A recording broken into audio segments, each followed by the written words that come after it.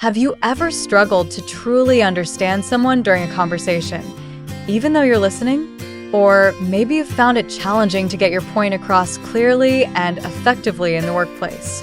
Whether you're collaborating on a team project, handling client negotiations, or managing relationships with colleagues, strong communication is essential.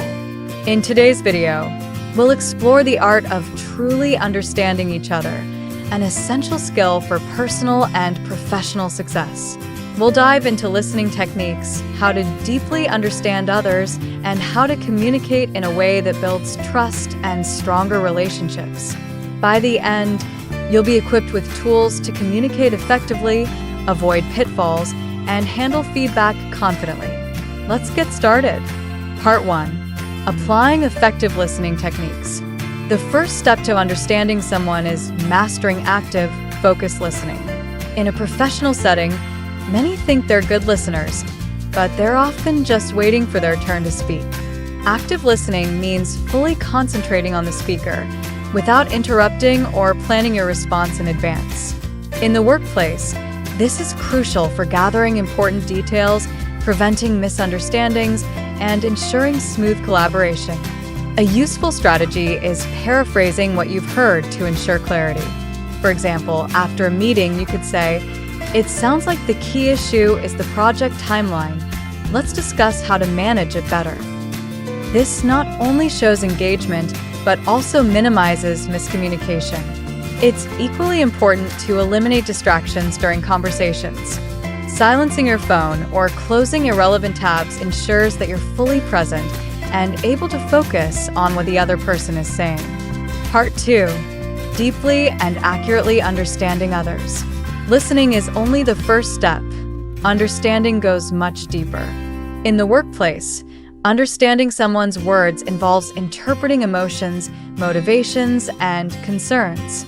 For example, when a colleague expresses frustration about a project, it may reflect deeper stressors like workload or resource limitations. This is where empathy plays a key role. Putting yourself in their shoes allows you to respond with greater understanding and support. Asking open-ended questions is a powerful way to deepen your understanding. For example, can you explain what's been the most challenging part for you? These questions invite the other person to elaborate and allow you to understand their perspective more fully. Nonverbal cues are also essential. A person's body language, whether they seem tense, avoid eye contact, or have closed-off posture, can reveal much about how they feel.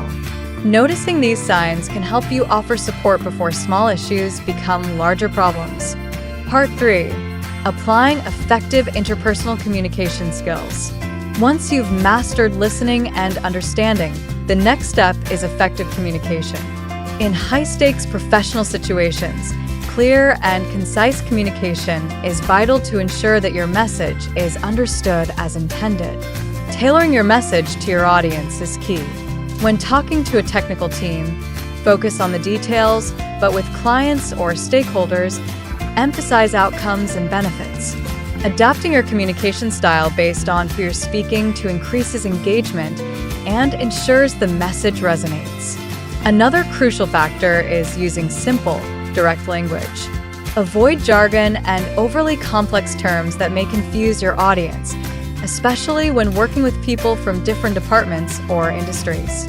For example, instead of saying, "We need to leverage cross-departmental synergies," try, "Let's collaborate across teams to achieve better results."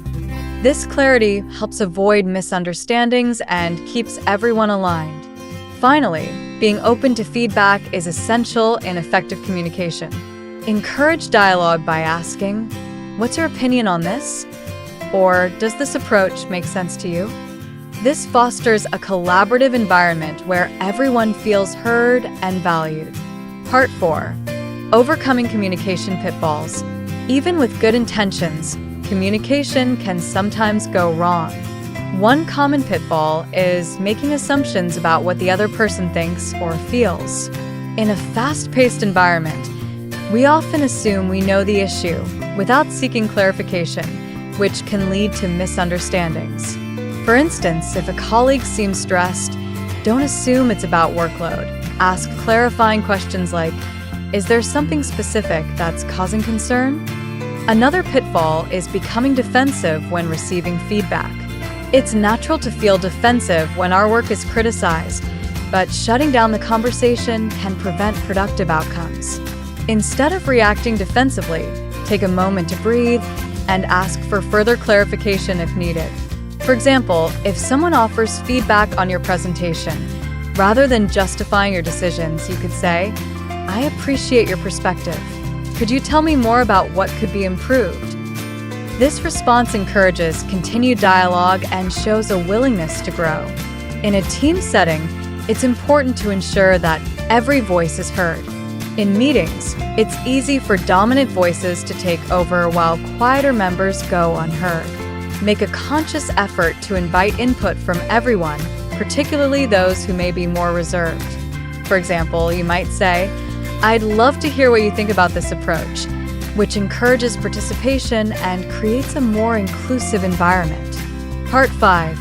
Effectively giving and receiving advice. Providing and receiving feedback is a critical part of professional communication. When giving feedback, focus on specific behaviors rather than making it personal. For example, instead of saying, you're always late, try, I've noticed you've been arriving late to meetings recently. Let's figure out how we can address this. This approach keeps the conversation constructive and solution-focused. Timing is another key consideration. Don't give feedback in the heat of the moment when emotions are high. Wait until both parties are calm for a more thoughtful discussion. For example, if an issue arises in a meeting, address it afterward in private rather than publicly. This shows respect and helps preserve trust. When receiving feedback, it's essential to stay open and not take it personally. Even critical feedback can be an opportunity for growth if approached with the right mindset. Instead of feeling defensive, ask follow-up questions to gain clarity.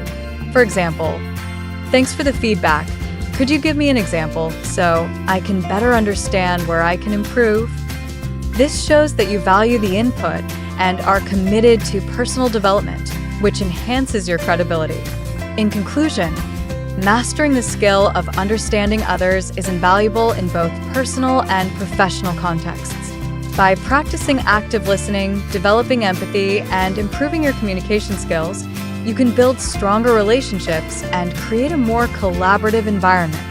Whether you're working with colleagues, clients, or stakeholders, effective communication is key to long-term success.